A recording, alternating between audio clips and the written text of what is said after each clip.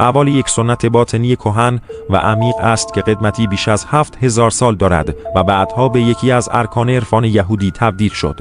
در طول قرنها حکما و عارفان یهودی این دانش را گسترش دادند تا اسرار آفرینش نظم کیهانی و اصول بنیادینی را که جهان را هدایت می‌کنند تفسیر کنند، همان اصولی که در تورات شریعت موسی یا عهد عتیق کتاب مقدس توصیف شدند.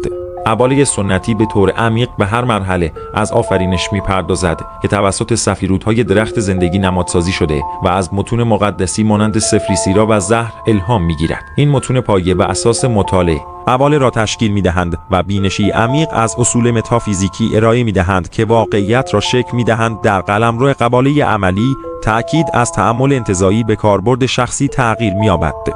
درخت زندگی دیگر فقط یک نقشه کیهانی نیست، بلکه یک مدل پویا از نیروهای درونی است که وجود فردی ما را شکل می‌دهند. این نمودار مقدس پیکرمندی انرژی‌هایی را که هنگام ورود به این دنیا انتخاب کرده ایم نشان می‌دهند و به عنوان الگویی برای سفر روح ما عمل می‌کنند.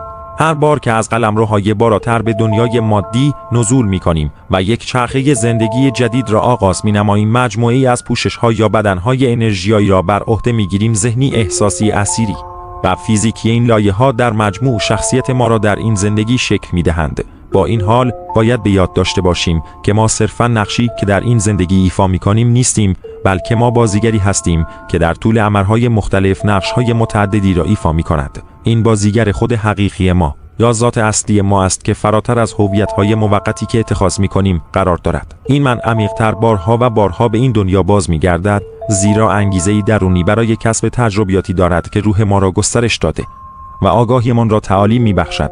در حالی مهم است که بیش از حد به شخصیتی که در این زندگی ایفا می‌کنیم دلبسته نشویم. به همان اندازه ضروری است که خود را در این سطح از واقعیت درک کنیم.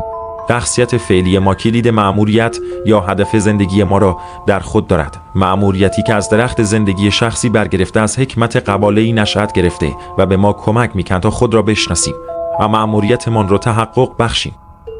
افق‌های روشن را دنبال کنید و زندگی خودتان را فقط با گوش دادن تغییر بدید.